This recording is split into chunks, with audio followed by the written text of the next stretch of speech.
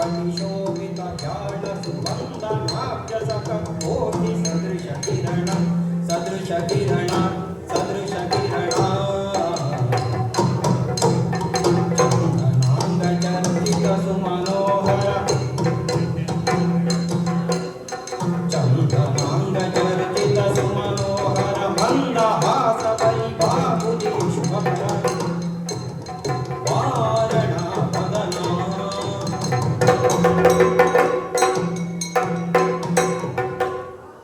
ಅಂಬುರುಳಗಳ ನೇತ್ರೆ ಶ್ರೀ ದುರ್ಗಾಂಬಿಕೆಯ ಬಲಗೊಂಡು ಭಕ್ತಿಯೋಳ್ ಅಂಬಿಕಾ ಸುತ ವಿಘ್ನರಾಜನ ಬಿರಿದು ಸಂಸ್ತುತಿಸಿ ಅಂಬುನಿಧಿಯಾತ್ಮಜಗೆ ಕೈ ಮುಗಿದಂಬುಜಾಸನ ವಾಣಿಯರ ಪಾದಾಂಬುಜಕ್ಕೆ ಕೊಡಮಡುತ್ತ ಬನ್ನಿಪೆನಿ ಕಥಾಮೃತವ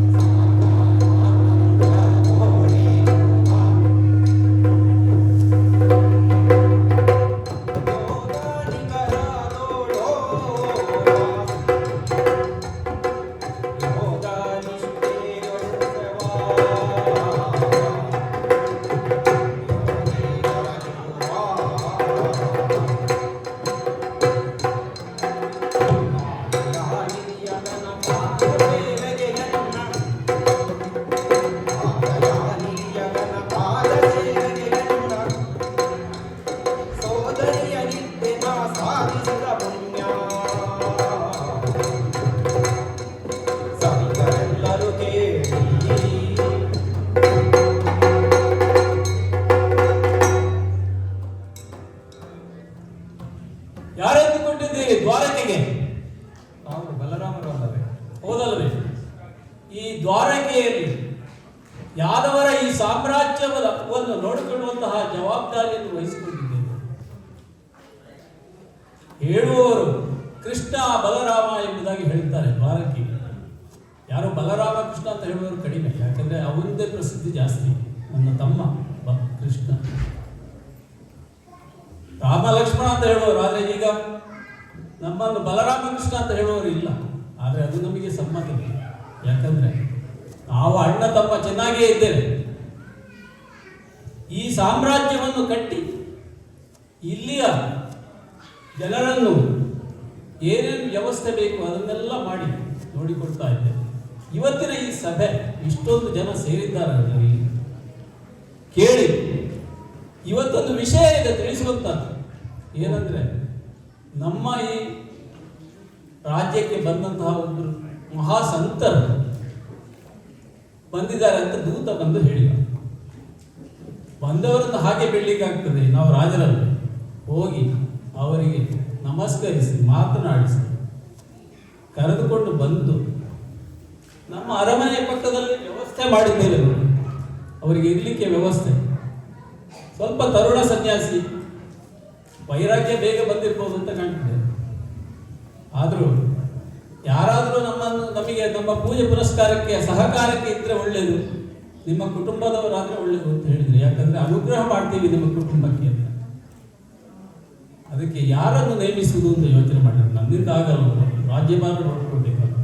ತಮ್ಮ ಇದ್ದಾರೆ ಕೃಷ್ಣ, ಅವರನ್ನೆಲ್ಲಾದರೂ ನೇಮಿಸಿದ್ರೆ ನಾಳೆ ಅವನ ಮೇಲೆ ಇರ್ತಾನೆ, ಇವನು ಕೆಳಗಿರ್ತಾನೆ.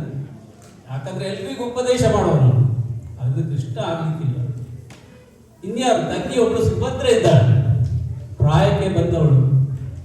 ಏನೋ ಸೇವೆ ಮಾಡಿ ಒಂದು ಅನುಗ್ರಹ ಮಾಡಿದರೆ ಬೇಗ ಒಳ್ಳೆ ವರ ಸಿಕ್ಕಿ ಮದುವೆ ಆಗ್ಬೋದೇನು.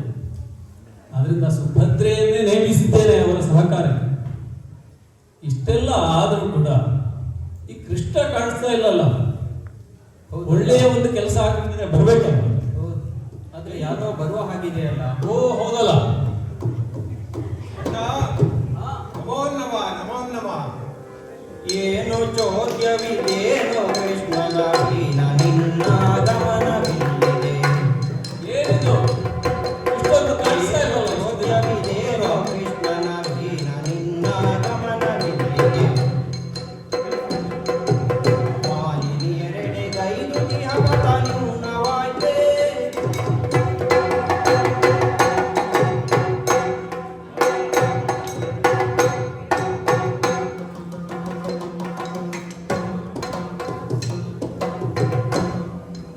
ಚಾರು ವದನೆಯ ಆಲಯದ ಹೆದ್ದಾರಿಯಲ್ಲಿ ಬಯಲೈದಿ ತಡೆವರು. ಯಾರರಿಯರೋಳಿಗಾಲೈದಿದೆ ಘೋರನಿಲ್ಲಿ.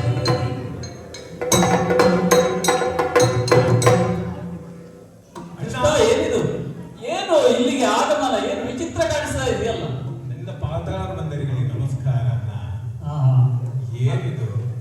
ಅಲ್ಲ, ದೊಡ್ಡ ಅಣ್ಣ ಅಂತ ಹೇಳಿ ಹಾ, ಸಣ್ಣವನಿಗೆ ಇಷ್ಟೆಲ್ಲ ಹೇಳಬಾರದು ಅಣ್ಣ. ಹಾಗಲ್ಲ. ನೀನು ಯಾವಾಗ್ಲೂ ಈ ಕಡೆ ಬರೋದು ಬಹಳ ಕಡಿಮೆ. ಯಾಕಂದ್ರೆ ಅಲ್ಲಿ ನಿನ್ನ ಹೆಚ್ಚಿನ ಸಂಚಾರ ಇರೋದು ನಾರಿಮಣಿಯರೊಂದಿಗೆ ಅಲ್ವಾ? ಅಲ್ವಾ? ಹಾಗಾಗಿ ಇವತ್ತು ದಾರಿ ತಪ್ಪಿ ಈ ಕಡೆ ಬಂದಿದ್ಯಾ ಅಂತ ಸಂಶಯ ಮಾಡ್ತಾನೆ. ದಾರಿ ತಪ್ಪಿ ಬಂದಿಯಾ ಅಂತ ಕೇಳ್ತಾ ಇದೀಯಾ? ಆದ್ರೆ ಇದು ನನ್ನ ತಪ್ಪಲ್ಲ ಅಣ್ಣ. ಆಹಾ, ತಪ್ಪೆಲ್ಲ ನಿನ್ನದೇ. ಯಾಕೆ? ಯಾಕೆ ಅಂದ್ರೆ ಈ ಆಸ್ಥಾನವನ್ನೇ ನೋಡು, ಅದು ಹಾ. ಎಷ್ಟು ಜನ ಬಂದಿದ್ದಾರೆ ಇಲ್ಲಿ ಅಂತ. ಹೌದು ಯಾವ್ಯಾವ ಪ್ರಾಂತದಿಂದ ಹಾ. ಬಂದು ನೆರೆದಿದ್ದಾರಲ್ಲ ಇವರೆಲ್ಲ. ಹೌದು. ಇವರ ಜೊತೆಯಲ್ಲಿ ಯಾರಿದ್ದಾರಂತ ನೋಡಿದೀಯ ಅಣ್ಣ? ಯಾರು? ಎಲ್ಲ ಸರಿಯಾಗಿ ನೋಡು. ಆಹಾ, ಅದೆಷ್ಟು ಜನ ಕನ್ಯಾಮಣಿಗಳು ಬಂದ್ಕೊಳ್ತಾರೆ. ಹೌದಲ್ಲ. ಅಲ್ವಾ? ಆಹಾ, ಅವರು ಹಾಗೆ ಬಂದಿದ್ದಾರೋ, ಹಾ, ಬಣ್ಣ ಬಣ್ಣದ ಬಟ್ಟೆಗಳು, ಆಹಾ. ತುಂಬಾ ಆಭರಣಗಳು, ಹೌದು ಹೊಸ ಹೊಸ ವೇಷಭೂಷಣಗಳು, ಹೌದು. ಅವುಗಳನ್ನೆಲ್ಲ ಹಾಕಿಕೊಂಡು ಬಂದಾಗ ಆಹಾ, ಅವರನ್ನೆಲ್ಲ ಸ್ವಲ್ಪ ಹೋಗಿ ಆಹಾ. ಮಾತನಾಡಿ, ಆಹಾ, ಸೌಖ್ಯವೇ, ಆಹಾ. ಆರಾಮಾಗಿದ್ದೀರಾ, ಹಾ. ಮನೆಯಲ್ಲೆಲ್ಲ ಯೋಗಕ್ಷೇಮ ಏನು ಅಂತ ಕೇಳುವುದು ನನ್ನ ಧರ್ಮ. ಹೌದು. ಅದರಲ್ಲೂ ಕೃಷ್ಣನಾದಂತ ನನಗೆ ಆಹಾ, ಹೆಂಗಳರ ಮೇಲೆ ಒಂದು ಸ್ವಲ್ಪ ಹೆಚ್ಚಿನ ಆಸಕ್ತಿ. ಆಹಾ. ಅವರನ್ನ ಹೋಗಿ ಮಾತನಾಡಿಸಿ ಬರಬೇಕಂತ ನಾನು ಬಂದಿದ್ದೆ ಹೊರತು ಓಹೋ, ಇದಕ್ಕಾಗಿ ಇಲ್ಲಿ ಬಂದಿಲ್ಲ ಅಂತ ಹೇಳುವುದು ತಪ್ಪು ಅಣ್ಣ. ಸರಿ, ಅದು ಅದು ನನ್ನ ಕರ್ತವ್ಯವನ್ನು ಮಾಡ್ಲಿಕ್ಕೆ ಹೋಗಿದ್ದೆ ಅಷ್ಟೇ. ನಿನ್ನ ಸ್ವಭಾವ. ಅಲ್ವಾ? ಅಂದ್ರೆ ನೀನು ಅವರ ಹತ್ರ ಹೋಗುದಂದ್ರೆ ಹೇಳೋದಕ್ಕಿಂತಲೂ ನಿನ್ನನ್ನು ಅವರು ಅವಲಂಬಿಸಿಕೊಂಡು ಬರ್ತಾರೆ. ಅದು ಅಂದ್ರೆ ನಿಜ, ಅಲ್ವಾ? ನಿಜ, ಅಲ್ವಾ? ಆಜನ್ಮ ಬ್ರಹ್ಮಚಾರಿ ಅಂತ ನಿನಗೆ ಕರೀತಾರೆ ಆ ಋಷಿಮುನಿಗಳು. ಆದ್ರೆ ನಿನ್ನ ಬ್ರಹ್ಮಚಾರಿಯ ಏನು ಅಂತ ನಮಗೆ ಅರ್ಥ ಆಗ್ತಿಲ್ಲ. ಆ ಋಷಿಮುನಿಗಳಿಗೆ ಏನು ಅರ್ಥ ಆಗಿದೆಯೋ ನಮಗೆ ಗೊತ್ತಿಲ್ಲ ಇವತ್ತಿಗೆ. ನೋಡಿದೆ ಹಾಗಂತ ಹೇಳಿ ಅದೇನೇ ಇರ್ಲಿ, ಇವತ್ತು ಬಂದ ಕಾರಣ ಆದ್ರೂ ಏನು? ಅಲ್ಲ ಅಣ್ಣ, ನೋಡು, ಅವರನ್ನೆಲ್ಲ ಮಾತಾಡಿಸಿಕೊಂಡು ಆಹಾ, ಸರಿಯಾಗಿ ಮಾತಾಡಿಸ್ಕೊಂಡು ಬರೋಣ ಅಂತ ಮಾಡ್ತಾ ಇದ್ದವನಿಗೆ ಅದನ್ನೆಲ್ಲ ಬಿಟ್ಟು ಇಲ್ಲಿ ಬಂದಿದ್ದೇನಲ್ಲ, ಅದಕ್ಕೆ ಏನು ಅಂತ ಒಂದು ನೀವು ಕೇಳ್ಬೇಕಲ್ವಾ? ಅಣ್ಣ, ಏನು ಕೇಳ್ತಾ ಇದ್ದೇನೆ ನಾನು? ಯಾರೋ ಚೋರು ವೇಷದಲ್ಲಿ ಬಂದಂತ ಯಾವುದೋ ಒಂದು ಸನ್ಯಾಸಿಯನ್ನ ಚೋರತನದಿಂದ ಇದಿ ಉಳಿವನ ಪಾರಮಾರ್ಥವನರಿಯಲೀಗ. ಚೋರತನದಿಂದ ಇದಿ ಉಳಿವನ ಪಾರಮಾರ್ಥವನರಿಯಲೀಗ. ಚೋರತನದಲ್ಲಿ ಬಂದಿದ್ದಾರೆ. ಭಾರತಿಗೆ ತಂದೇನ ಗೈರಿಯ ಬೇರೆ ಹಗನ.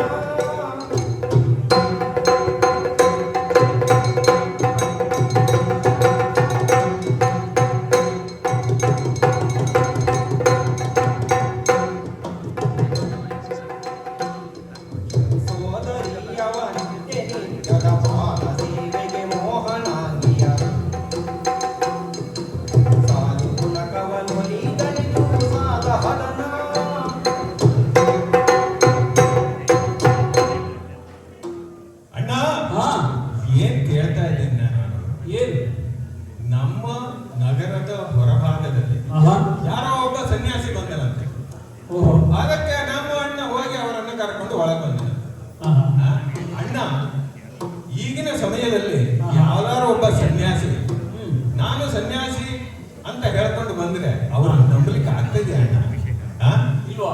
ಎಲ್ಲವನ್ನೂ ಬಿಟ್ಟಿದ್ದೇನೆ ಅಂತ ಹೇಳಿ ಆಹಾ.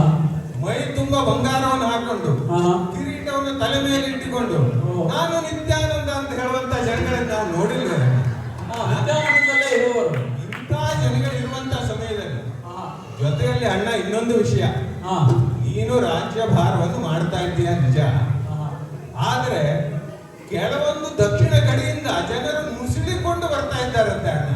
ಓಹೋ, ಹೌದಾ? ಅಂತ ಬರುವಂತ ಜನರನ್ನೆಲ್ಲ ಅವರು ಯಾರು ಏನು ಅಂತ ನಮಗೆ ಗೊತ್ತಿಲ್ಲದೆ ಹಾ. ಹೋಗಿರುವಂತ ಜನರನ್ನು ಸನ್ಯಾಸಿನವರಂತ ಕರೆದುಕೊಂಡು ಮನೆಗೆ ಬಂದು ಕರ್ಕೊಂಡು ಬಂದಿದ್ಯಾ ಆಹಾ. ಅಲ್ವಾ? ಹೌದು. ಹೀಗಿರುವ ಸಂದರ್ಭದಲ್ಲಿ ಆಹಾ. ಅವರನ್ನು ಮನೆಗೆ ಕರ್ಕೊಂಡು ಬಂದ್ರೆ ಅರಮನೆಯಲ್ಲಿ ಅವರಿಗೆ ವ್ಯವಸ್ಥೆ ಮಾಡಿದ್ರೆ ಆಯ್ತು. ಹ್ಮ್.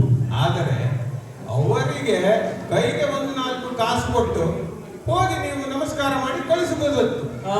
ಅಷ್ಟು ಕಾರು ಬಿಟ್ರ ನೀವು? ಇಲ್ಲ, ಅವರಿಗೆ ವ್ಯವಸ್ಥೆ ಮಾಡಿದ್ದೇನೆ ಪೂಜೆ. ಅಲ್ವಾ? ವ್ಯವಸ್ಥೆಯನ್ನು ಯಾರ ಜೊತೆಯಲ್ಲಿ ಮಾಡಿಸಿದ್ದು? ನಮ್ಮ ತಂಗಿ ಸುಭದ್ರೆ. ಸುಭದ್ರೆ ಅಲ್ವಾ? ನಮ್ಮ ಕುಟುಂಬದವಳೆ. ಅವಳು ವಯಸ್ಸಿಗೆ ಬಂದವಳು ಅಣ್ಣ. ಹಾ. ಅವಳನ್ನು ಕರೆದುಕೊಂಡು ಹೋಗಿ ಹಾ. ಯಾರೋ ಯತಿ ಮುನಿಯರು ಅಂತ ಹೇಳುವಂತ ಪ್ರಾಯದಲ್ಲಿರುವಂತ ಒಂದು ಸನ್ಯಾಸಿಯವರ ಹತ್ರ ನೀನು ಸೇವೆಗೆ ಬಿಟ್ಟಿದ್ದೀಯಲ್ಲ, ಹ್ಮ್. ಬೆಂಕಿ ಮತ್ತು ತುಪ್ಪ ಎರಡನ್ನೂ ಹತ್ತಿರದಲ್ಲಿ ತೆಗೆದುಕೊಂಡು ಹೋಗಿ ಇಟ್ಟಿದೀಯ. ನಾಳೆ ಏನಾರು ಆದ್ರೆ ಯಾರ ಗತಿ? ನನಗಂತೂ ಕೇಳಬೇಡ ನೋಡಿ, ಇದೆಲ್ಲ ಈ ಮುಂದೆ ಹೊಣೆ ಏನು ಅನ್ನೋದು ನೀನು ತೀರ್ಮಾನ ಮಾಡು. ಓ, ಹೀಗೆ ನಿನ್ನ ಅನುಮಾನ ಇಲ್ಲಿ ಅಲ್ವಾ? ನಮಗಾಗಲಿ ಸಮಾನದ ಯತಿತನ.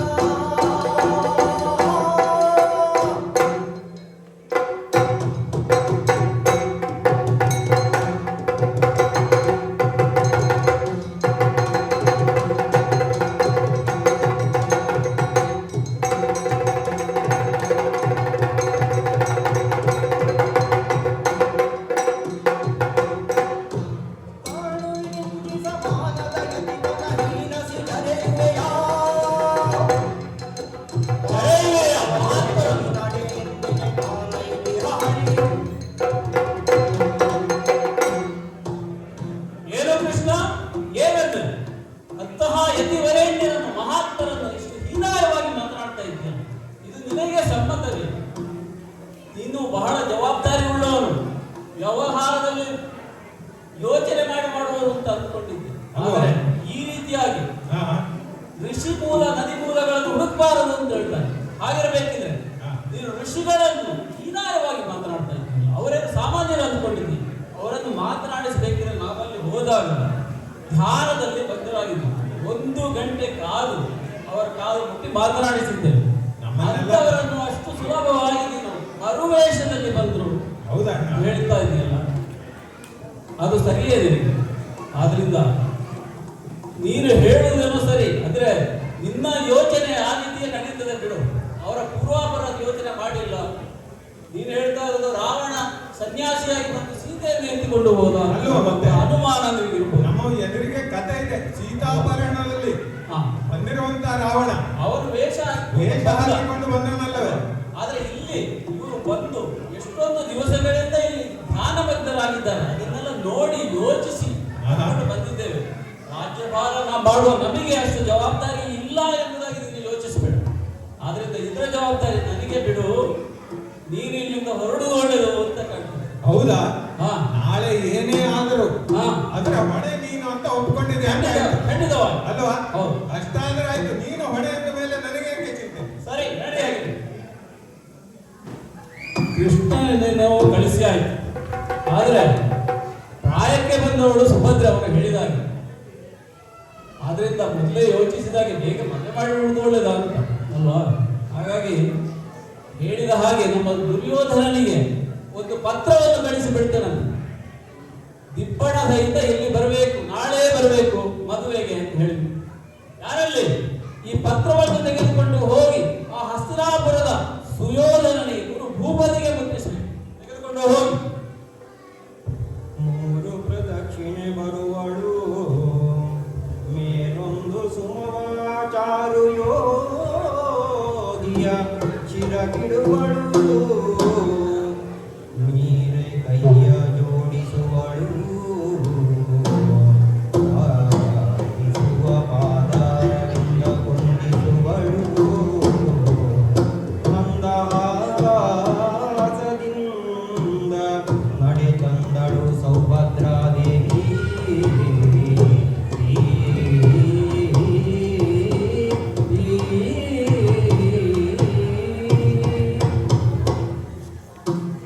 ನನ್ನ ಹಿರಿಯಣ್ಣ ಬಲರಾಮನ ಆಜ್ಞೆಯಂತೆ ದ್ವಾರಕೆಗೆ ಬಂದಿರುವಂತಹ ಮಹಾತ್ಮರನ್ನು ದಿನನಿತ್ಯವೂ ಪೂಜಿಸುತ್ತಾ ಇದ್ದೇನೆ. ದ್ವಾರಕೆಯ ಯುವರಾಣಿಯಾಗಲು ಏನೂ ಪ್ರಶ್ನೆಯನ್ನು ಕೇಳದೆ ಅವರನ್ನು ಪೂಜಿಸುತ್ತಿದ್ದೇನೆ. ಆದರೆ ನನ್ನ ಮನಸ್ಸು ಸುಯೋಧನರೊಂದಿಗೆ ನನ್ನ ಮದುವೆಯನ್ನು ನಿಶ್ಚಯ ಮಾಡಿದ್ದಾನೆ. ನನ್ನನ್ನು ಕೇಳಲೇ ಇಲ್ಲ. ಸೊ ನನ್ನ ಮನಸ್ಸಿನಲ್ಲಿ ಏನಿದೆ ಅಂತ ಯಾರೂ ಕೇಳಲಿಲ್ಲ. ಕುರುಬು ಪತಿಯಾದ ದುರ್ಯೋಧನನೊಂದಿಗೆ ನನ್ನ ವಿವಾಹವನ್ನು ನನ್ನ ಅಣ್ಣ ಬಲರಾಮ ನಿಶ್ಚಯಿಸಿದ್ದಾನಂತೆ. ಆದರೆ ಅವರು ನನ್ನ ಮನಸ್ಸಿನಲ್ಲಿ ಏನಿದೆ ಅಂತ ಕೇಳಲೇ ಇಲ್ಲ. ಹೌದೇ, ಇನ್ನೇನು ಮಾಡ್ತೀವಿ? ನನ್ನ ಪ್ರೀತಿಯ ಅಣ್ಣನಾದ ಕೃಷ್ಣನನ್ನು ಒಮ್ಮೆ ಭೇಟಿಯಾಗಿ ಅವನಲ್ಲಿ ನನ್ನ ಸಂಕಟವನ್ನು ಹೇಳಿಕೊಳ್ಳುತ್ತೇನೆ. ಅವನಾದರೂ ಉಪಾಯ ಮಾಡಿ ನನ್ನ ಮದುವೆಯನ್ನು ನಿಲ್ಲಿಸಬಹುದೇನೋ ನೋಡೋಣ. ಸೋದರಿಯವರ ವೀಕ್ಷಿಸುತ್ತ ಮಧುಸೂದನನು ಕುಳ್ಳಿರಿಸಿ ಒಪ್ಪಿಸಿ. ಸೋದರಿಯವರ ವೀಕ್ಷಿಸುತ್ತ ಮಧುಸೂದನನು ಕುಳ್ಳಿರಿಸಿ ಒಪ್ಪಿಸಿ. ತಂಗಿ ಛೇದವಿಲ್ಲದೆ ನಾನು ಬೇಡಳು ಪಾದ ಕೆರಗಿ.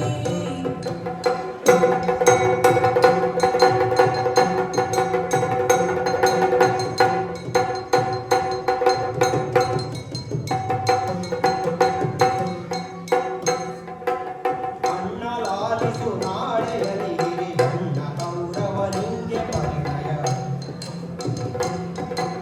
ಅನ್ನನೆ ಸಗುವಲೆಂಬ ವಾರ್ತೆಯನ್ನರಿತೆನು.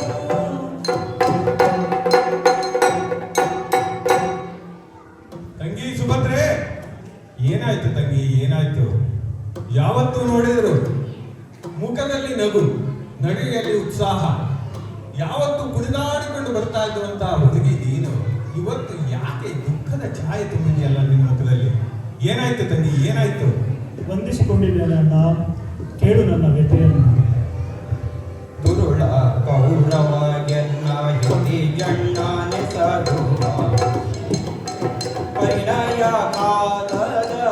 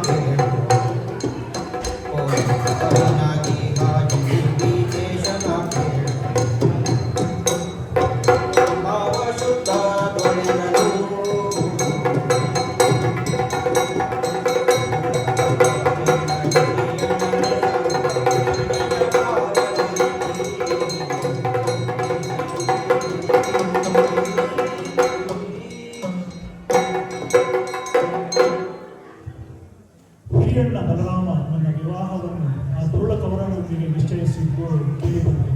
ಅಣ್ಣ ಕೃಷ್ಣ, ನಿನಗೆ ಅದು ವಿಷಯವಿಲ್ಲ. ಓಹೋ, ನಿನ್ನ ಮದುವೆಯ ವಿಷಯ ಗೊತ್ತಾಯ್ತು ತಂಗಿ, ಗೊತ್ತಾಯ್ತು. ಕೌರವನ ಜೊತೆ ಮಾಡಲಿಕ್ಕಾಗಿ ನಿರ್ಧರಿಸಿಯಾಗಿದೆ. ಹೇಳು ತಂಗಿ, ಏನಾಯ್ತು?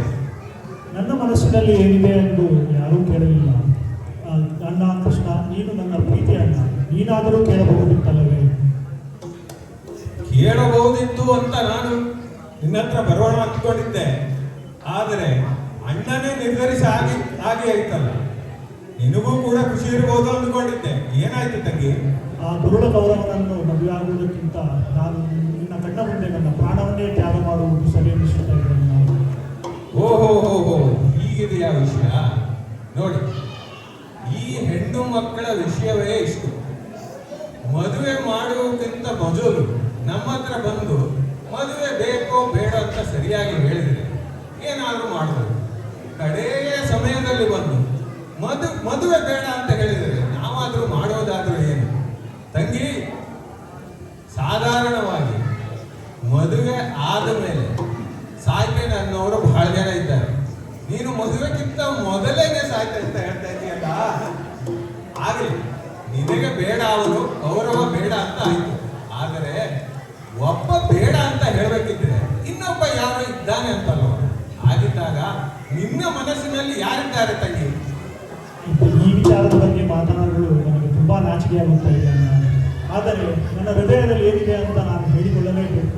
ನನ್ನ ಮನಸ್ಸನ್ನು ನಾನು ಈಗಾಗಲೇ 3 ಲೋಕದ ಗಂಡನಾದ ಪಾರ್ಥನಿಗೆ ಕೊಟ್ಟು ಬಿಟ್ಟಿದ್ದೇನೆ. ಇನ್ನು ಮುಂದೆ ಅವನೇ ನನ್ನನ್ನು ಉಳಿಸಬೇಕು.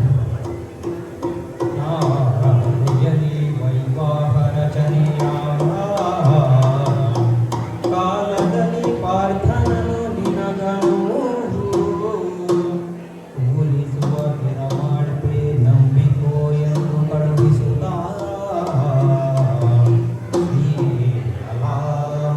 ಹೊರಟುವೇಗಲಿ ಕಾಲು ನಡೆಯೊಡು ಬಂದು ನರನೊಡು ಬೇಡಿ ವೃತ್ತಾಂತವನ್ನು ಮರಳಿದ ಮನದಿ ಹರುಷಿಸುತ್ತ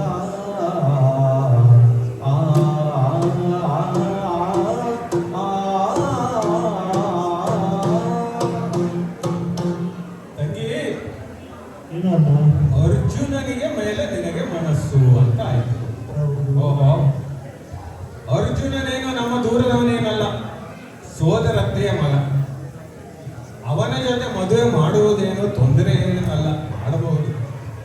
ಆದರೂ ಸಹಿತ ನೀನು ಕೌರವನಿಗೆ ಏನ್ ಹೇಳ್ತಾ ಇದೀಯ ಅಂತ ಕೇಳ್ಕೊತಾ ಇದ್ದೆ, ನೋಡ್ತಾ ಇದ್ದೆ. ಕೌರವನಿಗೆ ನನ್ನ ಕರುಮಣಿ ಮಾಲೀಕ ನೀನಲ್ಲ ಅಂತ ಹೇಳ್ತಾ ಇದ್ದೀನಿ ಅಲ್ವಾ? ಅದು ಸರಿ. ಈಗ ನನ್ನ ಕರಿಮಣಿ ಮಾಲೀಕ ನೀನಲ್ಲ ಅಂತಂದ್ರೆ ನಿನ್ನಲ್ಲ ಯಾರು ಅಂತ ತಿಳ್ಕೊಂಡ್ರೆ ಅವನ್ ಯಾರು? ಅರ್ಜುನ್.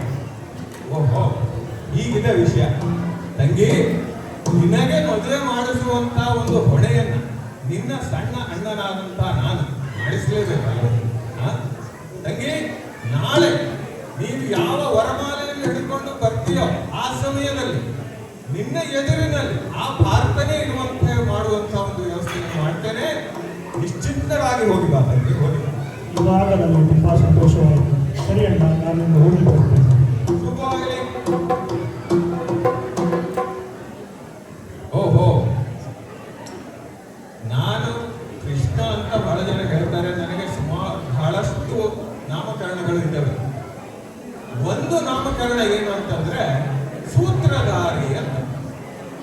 ಕಪಟ ನಾಟಕ ಸೂತ್ರಧಾರಿ ಅಂತಲೂ ಕರೆದಿರ್ಬೋದು, ಆದರೂ ಸೂತ್ರಧಾರಿ ಅಂತ ಒಂದು ಇದೆ. ಈಗ ನಾನು ಏನು ಮಾಡಿದ್ದೇನೆ ಅಂದ್ರೆ, ನನ್ನ ತಂಗಿಯ ಮದುವೆ ಆ ಕೌರವನ ಜೊತೆ ಆಗಬಾರದು ಅಂತ ನನಗೆ ಮೊದಲಿಂದಲೂ ಮನಸ್ಸಿದೆ. ಜೊತೆಯಲ್ಲಿ ಅರ್ಜುನ ಮತ್ತು ಸುಭದ್ರೆಯರು ತಮ್ಮ ನಡುವೆ ಒಂದು ಮೋಹದ ಸಂಬಂಧವನ್ನು ಬೆಳೆಸಿಕೊಳ್ತಾ ಇದ್ದಾರೆ ಅಂತಲೂ ಗೊತ್ತಿದೆ. ಇದಕ್ಕಾಗಿ ಅರ್ಜುನನನ್ನು ಕರೆದಿತ್ತು ಅರಮನೆಯಲ್ಲಿ ಕಳ್ಳ ಸನ್ಯಾಸಿಯಾಗಿ ಇರಿಸಿದ್ದೇನೆ. ಜೊತೆಯಲ್ಲಿ ಅವನ ಸೇವೆಗಾಗಿ ನನ್ನ ತಂಗಿಯಾದ ಸುಭದ್ರೆಯನ್ನೇ ನೇಮಿಸುವಂತೆ ಮಾಡಿಸಿದ್ದೇನೆ. ಅದನ್ನು ನನ್ನ ಅಣ್ಣನ ಮುಖಾಂತರವಾಗಿ. ಅವರ ನಡುವೆ ಏನೇ ಆದರೂ ತಾನೇ ಹೊಣೆ ಅಂತ ನನ್ನ ಅಣ್ಣನೂ ಒಪ್ಪಿಕೊಂಡಿದ್ದಾನೆ. ಜೊತೆಯಲ್ಲಿ ಇದಷ್ಟು ಸಾಕಾಗಬಾರದು ಅಂತ ನನ್ನ ಅಣ್ಣನ ಮುಖಾಂತರ ಕೌರವರಿಗೆ ಮುಖಬಂಧ ಮಾಡಲು ಅವರಿಗೆ ಆಮಂತ್ರಣವನ್ನು ಕೊಟ್ಟು ಮದುವೆ ತಿಪ್ಪಣದ ಜೊತೆಯಲ್ಲಿ ಬನ್ನಿ ಅಂತ ಹೇಳುವಂತಹ ಒಂದು ಆಹ್ವಾನವು ಹೋಗಿದೆ. ಈ ಸಮಯದಲ್ಲಿ ರಂಗ ಸಜ್ಜಿಕೆ ಎಂದು ಶುರುವಾಗಿದೆ. ಮುಂದೇನಾಗುತ್ತದೆ ನೋಡೋಣ.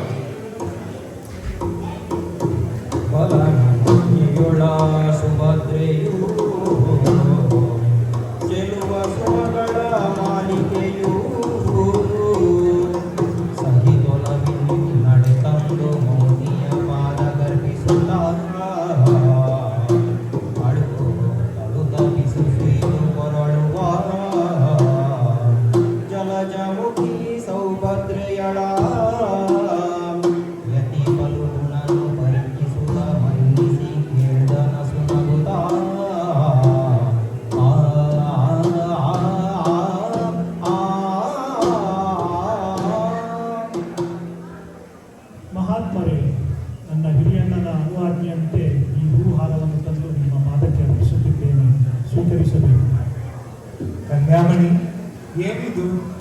ಯಾವಾಗಲೂ ನಗು ಮುಖದಲ್ಲಿ ಇರುವ ನೀನು ಇವತ್ತು ಅಳುತ್ತಾ ದುಃಖದಿಂದ ಕಾಣಿಸ್ತಿದೆಯಲ್ಲ, ಏನು ಸಮಾಚಾರ?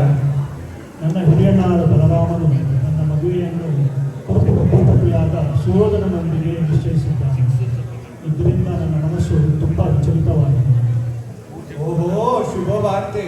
ಗುರು ಭೂಪತಿಯಾದಂತಹ ಕೌರವ ನಿನಗೆ ಸರಿಯಾದ ವರನೇ ಸರಿ. ಇದರಲ್ಲಿ ದುಃಖಿಸುವ ವಿಷಯ ಏನು? ಹರಿಯಂ ತೊಳೆಂದ ನರವರನಾಹದಿರದಿಂದ ಹರಿಯಂ ತೊಳೆಂದ ನರವರನಾಹದಿರದಿಂದ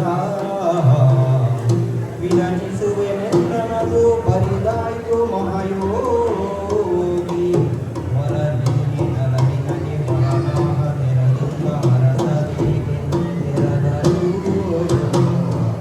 ವರ ಸೆಳೆದು ಹಿಡಿದಪ್ಪಿ ಕರುಣದಿಂದಳಿಸಲು ತರಳ ಈಕ್ಷಿಸಲಾಗ ಸ್ಥಿರ ಪಾರ್ಥ ನಿಂದಿರಲು ವಿರೆವ ಸುಮಮಾಲೆಯಂ ಹೊರಡಿಗಿಟ್ಟ ಅರ್ಜುನನ ವರಿಸಿದಳು ಸಂಭ್ರಮದೊಳು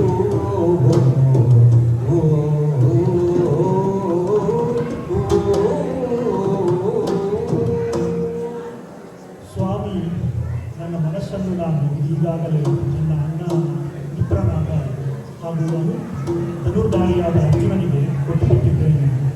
ನನ್ನ ಅಣ್ಣನೇನೋ ನನ್ನ ಮದುವೆಯನ್ನು ಪಾರ್ಥನ ಜೊತೆ ಮಾಡುತ್ತೇನೆ ಅಂತ ಆಶ್ವಾಸನೆ ಕೊಟ್ಟಿದ್ದಾನೆ. ಆದರೆ ನನಗೆ ಯಾಕೋ ಅದು ನಡೆಯುವಂತೆ ಕಾಣಿಸುತ್ತಿಲ್ಲ. ನನ್ನ ಮದುವೆ ಪಾರ್ಥನ ಜೊತೆ ಆಗಲಿ ಅಂತ ಆಶೀರ್ವಾದ ಮಾಡಿ ಸ್ವಾಮಿ. ನಾರಿಮಣಿ, ನಿನ್ನ ಪ್ರೀತಿಗೆ ಸೋತಿದ್ದೀನಿ. ನೋಡು ನಾನು ಯಾರೇ ಎಂದು. ನಿನ್ನ ಪ್ರೀತಿಯ ಪಾಠ ನಿನ್ನ ಎದುರೇ ಅಲ್ಲ, ತಪ್ಪಿಕೊಂಡಿದ್ದೇನೆ ನೋಡು. ಪ್ರಿಯತಮ, ಇಂಥ ಸಂತೋಷದ ವಿಷಯ ಇದು. ಇಷ್ಟು ದಿನ ನೀವೇ ಅರ್ಜುನನೆಂದು ನನಗೆ ತಿಳಿಯದೇ ಹೋಯ್ತಲ್ಲ. ಈ ಹೂ ಹಾರವನ್ನು ನಿಮ್ಮ ಕೊಡಲಿಗೆ ಸಂತೋಷದಿಂದ ಅರ್ಪಿಸುತ್ತಿದ್ದೇನೆ. ಇನ್ನು ಮುಂದೆ ನೀವೇ ನನ್ನ ಪತಿ.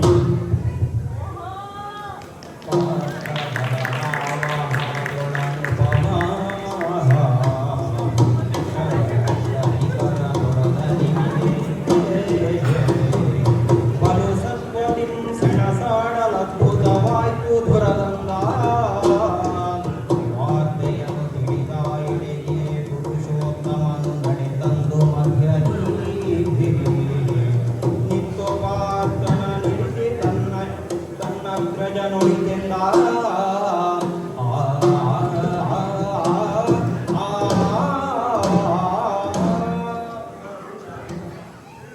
ಏನೆಲ್ಲ ನಡೆದು ಹೋಯ್ತು. ಇವತ್ತಿನ ಈ ಒಂದು ದಿನದಲ್ಲಿ ನಡೆದಂತಹ ಘಟನೆಗಳನ್ನು ನೋಡಿದರೆ ಏನಿದು ಅಂತ ಆಶ್ಚರ್ಯ ನಡೀತಾ ಇದೆ.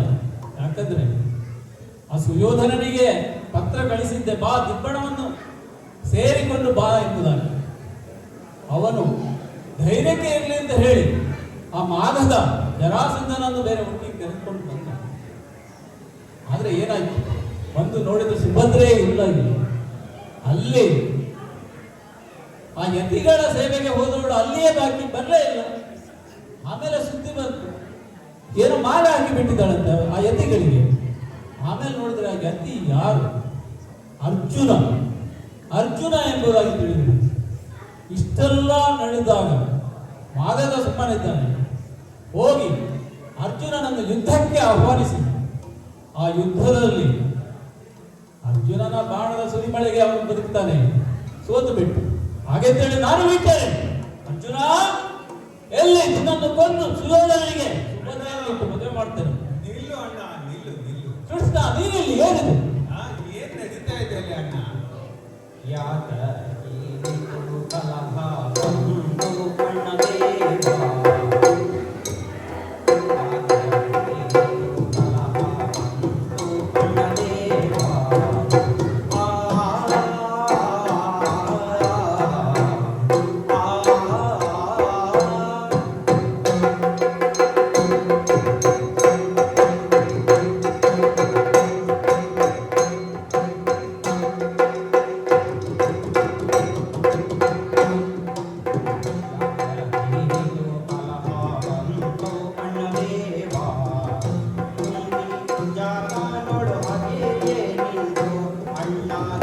ಬಾ ಈ ತೆರದ ಸಮಾರಾಧನೆಗೆ ಅಣ್ಣ ದೇವ ಈ ತೆರದ ಸಮಾರಾಧನೆಗೆ ಅಣ್ಣ ದೇವ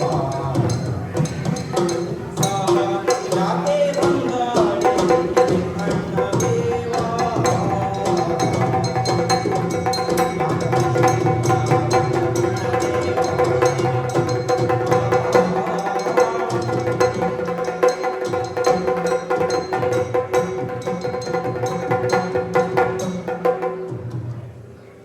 ಅಣ್ಣ ಏನು ಏನ್ ನಡೀತಾ ಇದೆ ಇಲ್ಲಿ ಅಣ್ಣ ಇದು ಆಹಾ.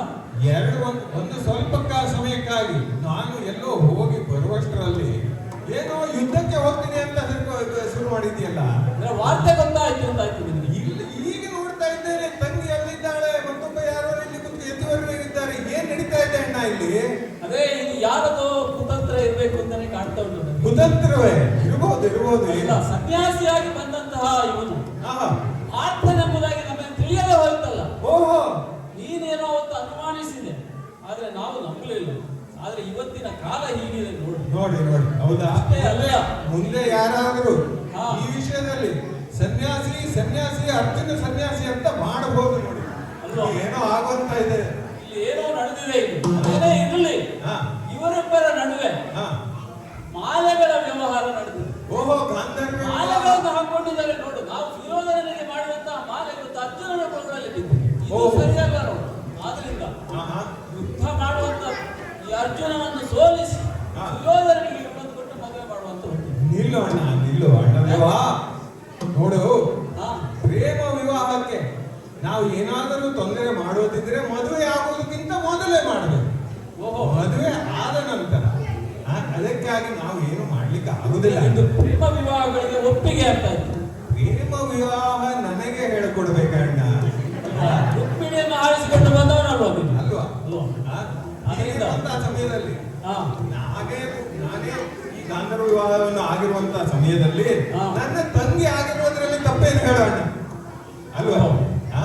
ಅದರಲ್ಲೂ ಸಹಿತ ಹಾ. ಆಗಿದ್ದಾರು ಯಾರು? ಹ್ಮ್. ಸೋದರತ್ತೆಯ ಮಗನ ಜೊತೆ ಮದುವೆ ಆಗಿದ್ದಾನೆ. ಹೌದು, ದುರ್ಯ ಮಗನಲ್ವೇ ವಸುದೇವರ ತಂಗಿ ತಂಗಿ ಅಲ್ವಾ? ಮಗ. ಆಗಿರುವಾಗ ಹಾ. ನಮ್ಮಲ್ಲೇ ಮದುವೆ ಆಗಿದೆ. ಹಾ. ಗಂಡು ಬೇರೆ ಒಳ್ಳೆಯವನೇ ಧನುರ್ಧಾರಿ.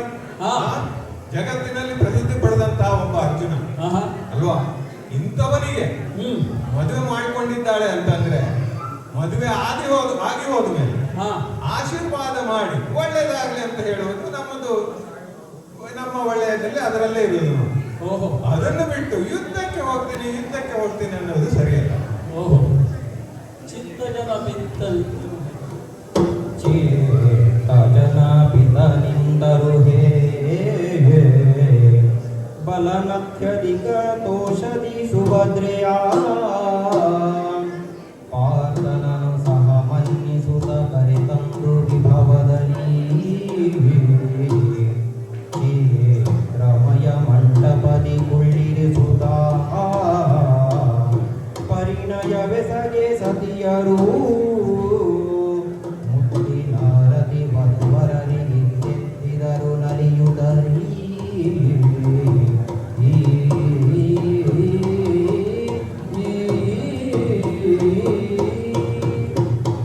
ಚಿತ್ತಜನ ಪಿತ.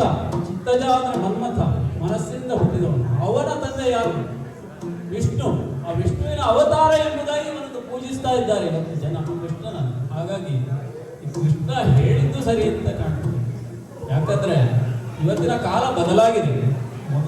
ಮೊದಲು ಈ ರೀತಿಯಾಗಿ ನಡೀತಾ ಇರಲಿಲ್ಲ. ಇವತ್ತು ಪ್ರೇಮ ವಿವಾಹಗಳೇ ಜಾಸ್ತಿ. ಅವರವರಿಗೆ ಇಚ್ಛೆ ಇದ್ರೆ ನಾವು ಇಲ್ಲ ಅಂತ ಹೇಳಲಿಕ್ಕಾಗ್ತದೆ. ಅಷ್ಟೇ ಅಲ್ಲ, ಇನ್ನೊಂದಿದೆ ನೋಡಿ. ಇವತ್ತು ಈ ನಡೆದದ್ದೆಲ್ಲ ಎಲ್ಲ ಕಡೆ ವಾರ್ತೆ ಹೋಗಿಬಿಟ್ಟಿದೆ. ನಾಳೆ ನಾನು ಇವಳನ್ನು ಯೋಧನಿಗೆ ಮದುವೆ ಮಾಡಿ ಬಿಟ್ರೆ ನಾಳೆ ಜನ ಎಲ್ಲ ಮಾತಾಡ್ಕೊಳ್ಳಿಕ್ಕೆ ಉಂಟು, ಹೀಗೆಲ್ಲ ಆಗಿದೆ ಅಂತ. ಯಾಕೆ ಅದೆಲ್ಲ ಯಾಕೆ? ಅವನು ಹೇಳಿದ್ದೆ ಸರಿ, ಅರ್ಜುನ ನಮಗೆ ಬೇಕಾದವನೇ. ಆದ್ರಿಂದ ಸಂತೋಷದಿಂದ ಈ ಮದುವೆಯನ್ನು ನಾನು ನೆರವೇರಿಸ್ತೇನೆ. ಅಷ್ಟೇ ಅಲ್ಲ, ಭೋಜನದ ವ್ಯವಸ್ಥೆ ಬೇರೆ ಉಂಟು. ನಮ್ಮ ಮಿತ್ರ ಮಂಡಳಿಯವರು ಮಾಡಿದ್ದಾರೆ ಉಷ್ಟಾನ ಭೋಜನ. ಮದುವೆ ಖರ್ಚು ಮದುವೆ ಖರ್ಚು ಉಳಿತದೆ. ಹಾಗೆಲ್ಲ ಆಗಿ ಎಲ್ಲಿ ಅರ್ಜುನ ಸುಭದ್ರೆ ಬನ್ನಿ ಇಲ್ಲಿ ಮಂಟ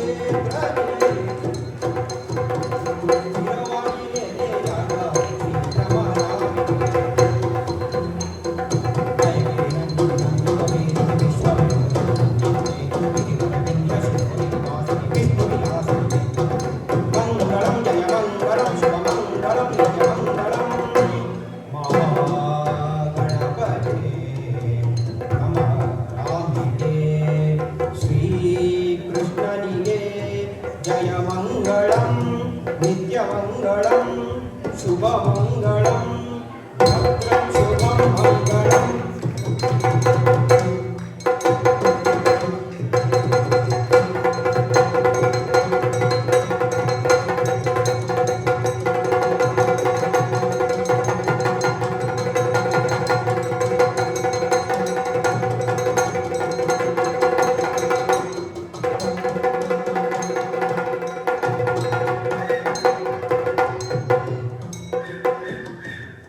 ಇವತ್ತಿನ ಈ ಕಾರ್ಯಕ್ರಮದ ಭಾಗವತರು ಶ್ರೀವತ್ಸ ವೃತ್ತ, ಬರ್ತಡೆಯಲ್ಲಿ ಶ್ರೀ ನರಸಿಂಹ ಭಟ್, ಚೆಂಡಿಯಲ್ಲಿ ಶ್ರೀ ಮಧುಸೂದನ್ ಭಟ್, ಹಾಗೆ ಕೃಷ್ಣನಾಗಿ ಶ್ರೀ ರವಿಶಂಕರ್ ಭಟ್, ಅರ್ಜುನನಾಗಿ ಶ್ರೀ ಶ್ರವಣ್ ಭಟ್, ಆಮೇಲೆ ಸುಭದ್ರೆಯಾಗಿ ಹರ್ಷಕುಮಾರ್,